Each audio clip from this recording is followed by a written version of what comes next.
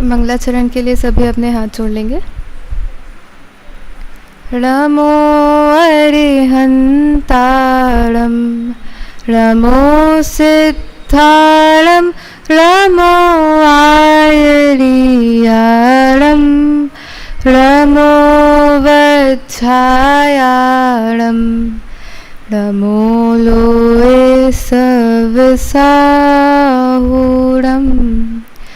सुर असुरवन्दित असुर असुर इंद्र नरेंद्र वंदित कर्ममल निर्मल करण वृष तीर्थ के करतार श्री वर्धमान जिन शत शत नमन जिसने बताया जगत को प्रत्येक कण स्वाधीन है करता न धरता कोई है अणु अणु स्वयं में लीन है आत्म बने परमात्मा हो शांति सारे देश में है देश ना सर्वोदयी महावीर के संदेश में। करता न धरता कोई है अणु अणु स्वयं में लीन है। इसी विषय पे आज हम चर्चा करेंगे। मेरा विषय क्या है कि जैन धर्म में अकर्तावाद और उससे सहजता। तो अकर्तावाद शब्द आप सभी ने सुना होगा। किस किस ने सुना है अकर्तावाद शब्द? चलिए, काफ़ी संख्या में आपको पता है, बहुत बढ़िया। तो अकर्तावाद है क्या? ये अकर्तावाद है क्या? तो अकर्तावाद जैन धर्म के बड़े बड़े सिद्धांतों में से एक है अकर्तावाद। ऐसा है कि अगर अकर्तावाद नहीं समझा तो अधूरा सा आपका ज्ञान रह जाएगा। मतलब ज्ञान में बढ़ोतरी अकर्तावाद से होगी। तो यदि हम किसी से प्रश्न करें कि यह अकर्तावाद क्या है, तो हमें यूजुअली कॉमनली ये सुनने में आता है कि भगवान जगत के कर्ता धर्ता नहीं है, यही अकर्तावाद है।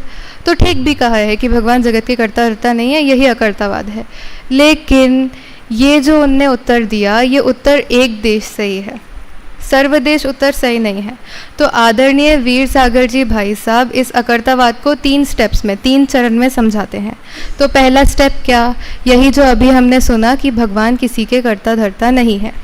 अब यदि हम कहीं बाहर जाएं और बाहर जाके कहें कि भगवान किसी के कर्ता धर्ता नहीं है, यह अकर्तावाद एक जैन धर्म का सिद्धांत है, तो सबसे पहले तो वो घबरा जाएंगे, बोलेंगे हाय राम कैसी बातें कर रही है, भगवान किसी के कर्ता धर्ता नहीं है, इतने बड़े पुरुष, इतने महान पुरुष किसी के कर्ता धर्ता नहीं है, हे भगवान उठा ले, हे भगवान इसे पाप ना लगा देना, हे भगवान।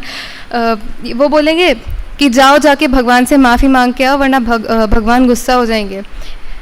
तो और फिर कहते हैं कि अगर तुम यहाँ पे जो खड़ी हो, यहाँ पे जो बैठे हो, अगर भगवान नहीं होते तो यहाँ पे तुम्हारा अस्तित्व नहीं होता।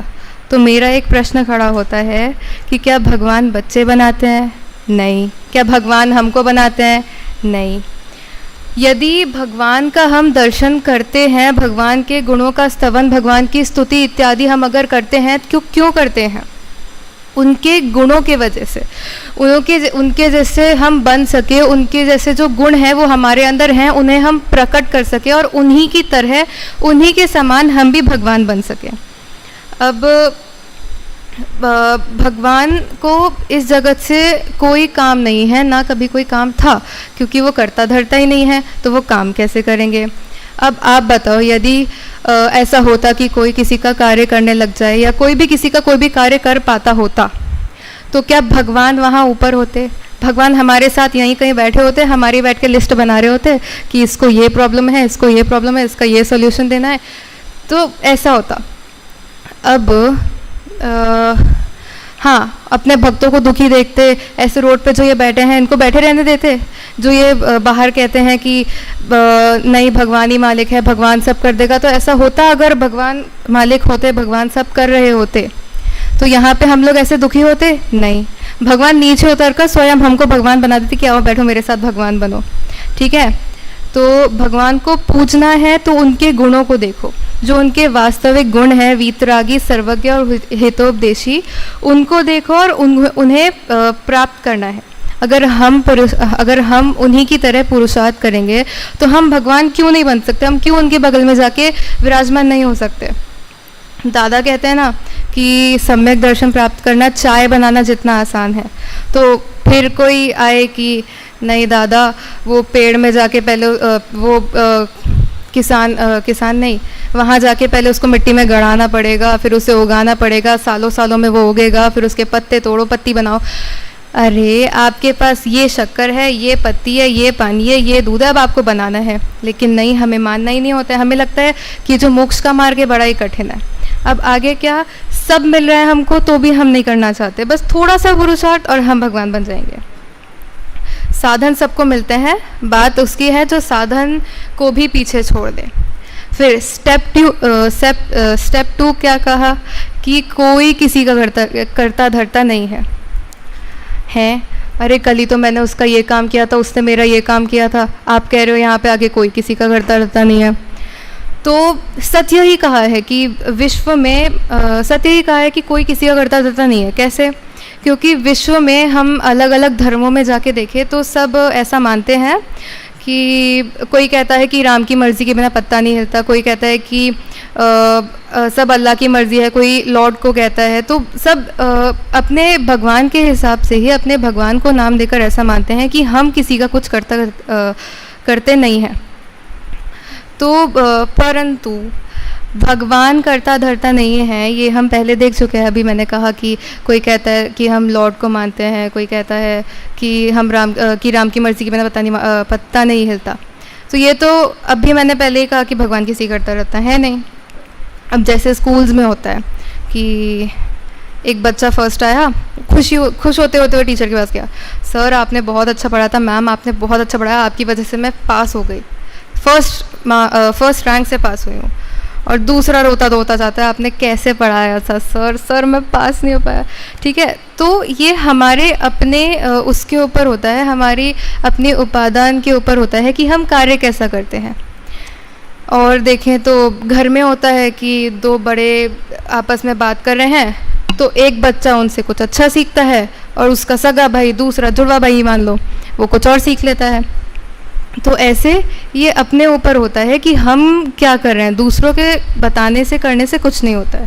फिर दादा ने लिखा है कि सब द्रव्यों का सहज परिणमन सदा सहज ही होता है, तुम्हें नहीं कुछ करना है, बस सहज जानते रहना है।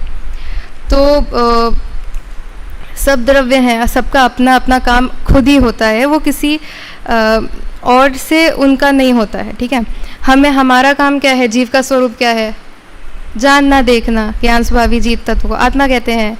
जो जानता देखता है वो जीव है। तो हमें बस जानते देखते रहना है, हमें किसी के कर्ता भाव की बुद्धि नहीं रखनी है। और ये भी है कि अनंत काल से हमारी कर्ता भाव की बुद्धि है, तो इसमें हो सकता है कि हमें मुश्किल हो, लेकिन धीरे धीरे हमारा काम हो जाएगा। आगे यदि एक द्रव्य दूसरे द्रव्य का करने लग जाए तो पराधीनता उत्पन्न होगी। जैसे कि मैं इसका कुछ कर दूं, या इसने मेरा कुछ किया, या उसका ऐसा हो गया। फिर कुंद कुंद शतक में या फिर समयसार गाथा 247 और से लेके 253 तक ये बताया है। उसमें से मैं आपको 2 गाथा का पद्यानुवाद बताती हूँ कुंद कुंद शतक में से। तो गाथा सबसे पहले तो गाथा नंबर है हमारी सप्तशतक में पेज नंबर 95 है, गाथा नंबर है 247। ठीक है, तो उसमें बोलते हैं, मैं मारता हूँ अन्य को या मुझे मारे अन्य जन, यह मान्यता ज्ञान है जिनवर कहे हे भव्य जन। ठीक है, फिर दूसरा इसमें है गाथा नंबर 252, मैं हूँ बचाता अन्य को, मुझको बचावे अन्य जन, यह मान्यता ज्ञान है जिनवर कहे हे भव्य जन। अब यहाँ पे एक बोला कि मैं मारता हूँ अन्य को, या मुझे मारे अन्य जन, या फिर मैं हूँ बचाता अन्य को, मुझको बचावे अन्य जन। अब मारता हूँ अन्य को में देखते हैं कि मूवीज़ में अपन यूजुअली देखते हैं, एक हीरो है, होता नहीं है कि एक अकेला हीरो खड़ा है, उसके सामने 100 लोग खड़े हैं, वो सारे 100 लोगों को मार देता है, आखिरी में एक छोटी सी चीज़ से मर जाता है। फिर तो इसमें ये बताते हैं कि जिसकी आयु है वही मर सकता है, जिसकी आयु पूर्ण नहीं हुई है वो नहीं मरेगा।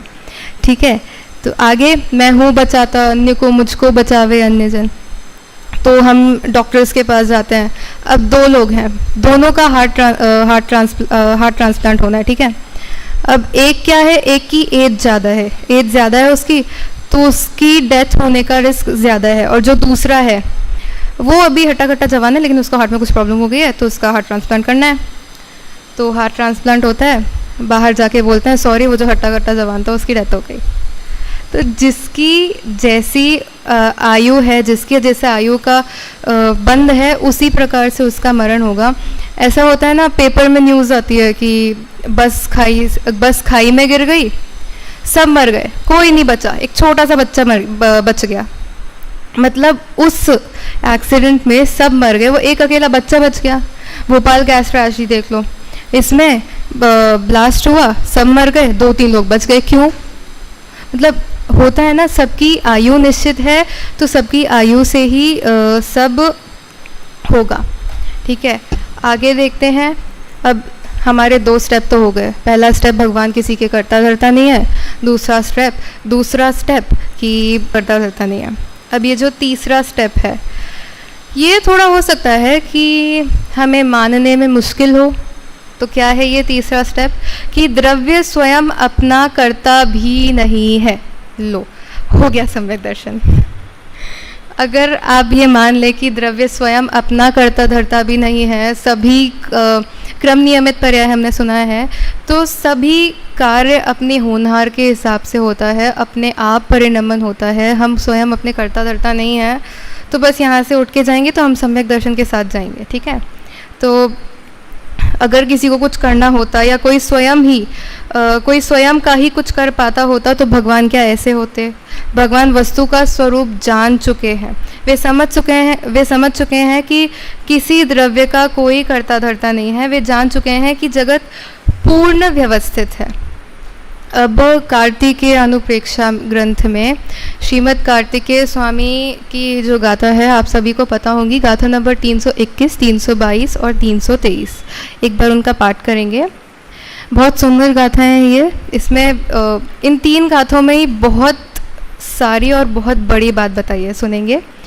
जम जस जम्मि देसे जेण विहाणेन जम्मि कालम्मि नादं जिणेन नियदं जम्मं वा अहवमरणं वा तं तस्य तम्मि देसे तेन विहाणेन तम्मि कालम्मि कोसक्कदिवारेदुम् इन्दो वातः जिणिन्दो वा एवं जोणिच्छयदो जाणदिदवाणि सर्वपज्जाए सो सद्दिट्ठि शुद्धो जो संकदि सोहुको दिट्ठि। इसमें अर्थ क्या बताया कि जो जिस जीव के, जिस देश में, जिस काल में, जिस विधान से जन्म तथा मरण उपलक्षण से दुख, सुख, रोग, दारिद्र्य आदि सर्वज्ञ देव के द्वारा णादम अर्थात जाना गया है, नियदम वैसा ही नियम से होगा। मतलब जो हुआ है, जो होगा, वो सब केवली भगवान के ज्ञान में आ चुका है। ठीक है, और उनके भी ज्ञान में आ चुका है। उनने किसी के बारे में कुछ लिखा नहीं है कि एक एक की बैठ के नियति लिखेंगे, सबकी किस्मत में क्या क्या ऐसे लिखेंगे, नहीं। जो निश्चित है पहले से, वो उनके ज्ञान में आ चुका है, उनके ज्ञान में सब कुछ आ चुका है। आगे वह ही उस प्राणी के उस ही देश में, उस ही काल में, उस ही विधान से, नियम से होता है। उसका इंद्र, जिनेंद्र, तीर्थंकर देव कोई भी निवारण नहीं कर सकते। ये क्या कह दिया, इतना बड़ा इंद्र जो जम्बू द्वीप को पलट के रख दे, जिसमें कितना ज़्यादा बल है, जिसमें वो तक इसको बदल नहीं सकता है। जो निश्चित है उसे बदल नहीं सकता है। जिनेंद्र देव, अरे आप तो 3 लोक के नाथ हो, नहीं, वे भी नहीं बदल सकते हैं। उनने भी क्या किया, इसका स्वरूप समझ के वे उन्होंने मोक्ष को प्राप्त किया।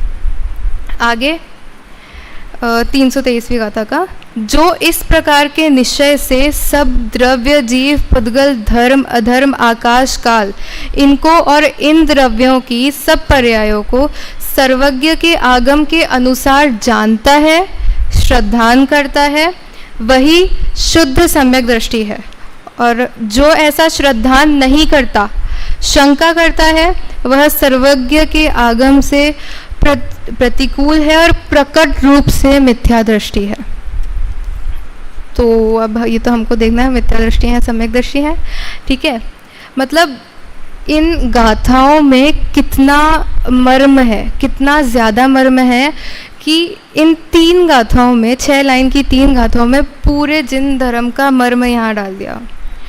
अब आप एक बात बताओ, बारिश हो रही है, हम तो हॉस्टल में रहते हैं, तो बारिश हो रही है, आपके कपड़े बाहर सूख रहे हैं और आप कहीं बाहर हैं, आपको पता चल गया कि बारिश हो रही है, कपड़े गीले हो रहे हैं, तो अब आप क्या करेंगे?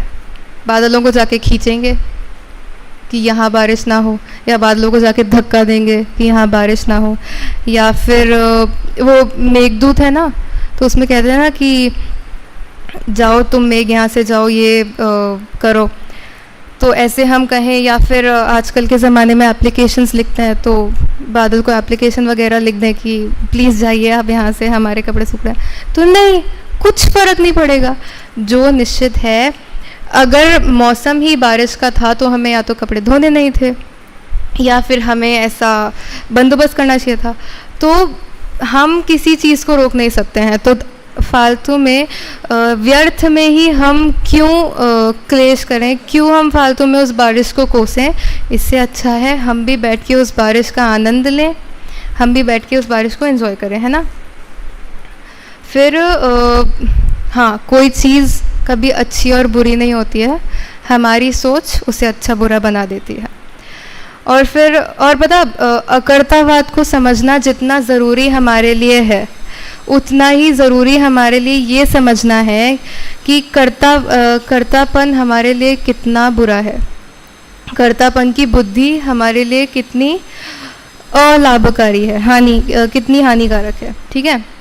फिर अब कोई पूछे कि अकर्ता होना है तो सब कार्य बंद करने पड़ेंगे, क्योंकि होते हैं कुछ कि आपने कह दिया कोई किसी का कर्ता धर्ता नहीं है, सब कुछ निश्चित है, तो हम क्या करें, बैठ जाते हैं, या फिर जो होना है अपने आप होगा। तो आप बैठे हैं तो आपका बैठना भी निश्चित लिखा था, कि ये भी लिखा था कि आप एक समय ऐसा आएगा कि आपको इसके बारे में बताएंगे तो आप बैठ जाएंगे, ठीक है। तो इसका क्या देते हैं उत्तर कि हाँ, आगे इसमें कहते हैं कि आप जो पूजन स्तुति आप पहले कहते हैं कि करता है, हम किसी चीज़ से कुछ करता धरता नहीं है, हम कुछ करते नहीं हैं। फिर आप खुद ही कहते हैं कि पूजन इत्यादि करो, पाठ करो, ध्यान करो।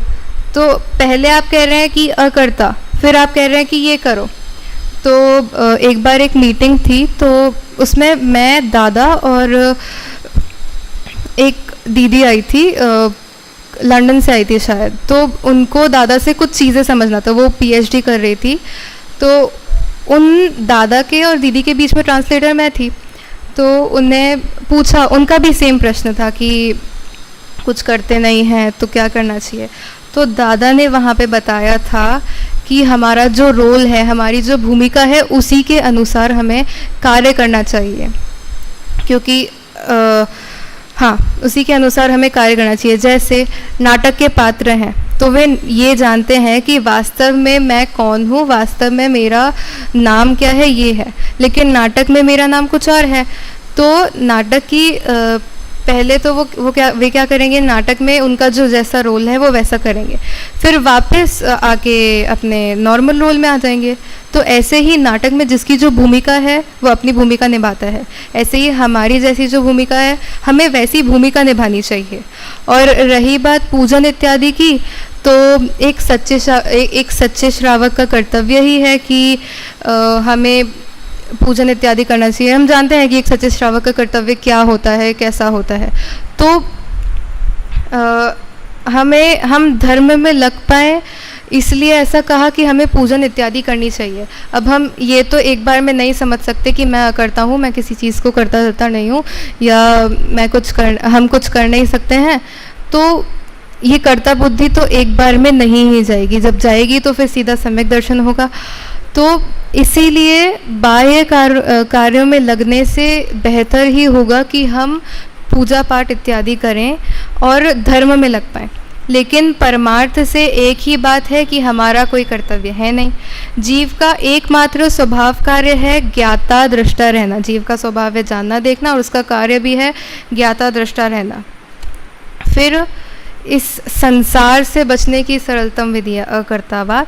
आगे, अच्छा अब इतना सब बता दिया, पर ये तो बता दो कि इससे होगा क्या। ये जो हमने इतना सारा सुन लिया, इससे होगा क्या? बताया तो आपको सम्यक दर्शन होगा, मोक्ष होगा।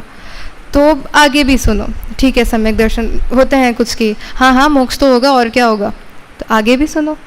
तो कहते हैं, हे भव्य जीव सुनिए, अब जब हमें ये पता चल ही गया है कि कोई किसी का कुछ कर नहीं सकता है, सब कुछ सुनिश्चित है, सब अकर्ता है, तो होनी कभी टलेगी नहीं, और जो अनहोनी है वो कभी होगी नहीं, सब स्वकाल में होगा। तो फिर अब हमें टेंशन की कोई क्या बात है, क्या ही बात रहेगी, जब हमें पता है कि हम किसी के करता धरता नहीं है, सब कुछ निश्चित है, होनी कभी टलेगी नहीं, अनहोनी कभी होगी नहीं। तो अब हमें टेंशन किस बात का रह जाता है? ठीक है, अकर्तावाद अनंत आनंद की पूंजी है। एक बार हम समझ जाए ना कि ये अकर्तावाद वास्तव में क्या है, इसका स्वरूप क्या है, तो जो दादा का अनंत आनंद अनंत आनंद अनंत आनंद, अरे भोगोगे काल आनंद, ये इसका हमें वास्तव में स्वरूप पता चल जाएगा। चिंता, आकुलता, बोझ सब उतर जाएंगे, हम निर्भर हो जाएंगे एक रूप से। फिर कर्ता बने का बोझा, तो हाँ ये एक बहुत इम्पॉर्टेंट पॉइंट है कि जो कर्ता पने का बोझा है, तो अगर इसमें हम सामायिक करने बैठें तो हम 1 मिनट भी सामायिक नहीं कर पाएंगे, यदि हमारे दिमाग में कर्तापन चलता रहेगा कि हम यहाँ सामायिक करने बैठ रहे हैं, यहाँ हमें याद आ रहा है कि यार मैंने उसका ऐसा किया तो उसने मुझे थैंक यू नहीं बोला। तो एक रूप से हमें कर्तापने से, कर्ता बुद्धि से हमें रोकना, अपने आप को रोकना होगा। ऐसा नहीं है कि अपने आप कुछ होगा, हमें खुद भी पुरुषार्थ करना होगा। फिर हम हर जगह ढूंढते हैं, ऑनलाइन साइट्स पर देखते हैं, या फिर अलग अलग जगह जाकर वर्कशॉप्स अटेंड करते हैं, अपने पैसे वेस्ट करते हैं, किस लिए? How to live a happy life, ये जानने के लिए। ठीक है, हम थेरेपिस्ट के पास जाते हैं, हम उनके सेशंस बुक करते हैं, थेरेपिस्ट के पास जाते हैं, फालतू के पैसे वेस्ट करते हैं सीधे सीधे। तो अब पैसे वेस्ट कर रहे हैं तो इसका क्या करें हम? तो सीधा सच्चा इसका उपाय है, सच्ची हैप्पीनेस हमारी दादा हमारे लिए लिख के गए हैं। तो ये सुनना आप, नहीं है जिसमें कोई तनाव, नहीं है जिसमें कोई विकल्प, नहीं है जिसमें कोई दोष, नहीं है कोई भी आक्रोश, सहजता जीवन का उल्लास, सहजता निर्विकल्प आनंद, सहजता श्वास और उच्छ्वास, सहजता ही है परमानंद। क्या कहा? जिसमें कोई तनाव नहीं है, जिसमें कोई विकल्प नहीं है, जिसमें कोई दोष नहीं है, जिसमें कोई भी आक्रोश नहीं है, सहजता जीवन का उल्लास है। मतलब इतने सारे गुण हमारे पहले छंद में हमको बता दिया। मतलब आपने इस पहले छंद को अच्छे से समझ लिया तो बस हो गया, सब पूर्ण सुखी। तो इतने सारे विशेषण हमें बताए। ठीक है, और आगे क्या कहा कि अरे रे पर को पर स्वीकार, न उसमें कुछ करने का भाव। स्वपर भेद का ज्ञान करना है, भेद विज्ञान करना है कि पर है, मैं हूँ, और हम दो अलग चीज़ें हैं, ये शरीर भी मेरा नहीं है। और अपनी पर्यायों को सुनिश्चित क्रम नियमित स्वीकार, कि क्योंकि मैं द्रव्य स्वयं किसी का कर्ता धर्ता नहीं है, तो जो तुम्हारी पर्याय हैं उनसे दुखी होने के बजाय उन्हें क्रम नियमित मानकर सहज रहो, ना उसमें फेर फार का भाव, एकदम सरल सहज स्वीकार, ना उनमें हर्ष विभाव, सहजता जीवन का आधार। यही सहजता हमारे जीवन की आधार है, अगर हम इस अकर्तावाद को समझ जाए तो। ठीक है, अंत में कुछ लाइन बोल के मैं समाप्त करूँगी। अरे सहजता जीवन का सर्वांग सत्य है, सबका सब कुछ निश्चित है, यह महासत्य है, सबका सब कुछ सहज स्वयं से ही होता है, अधिक कहे क्या सब स्वकाल में ही होता है। जय श्री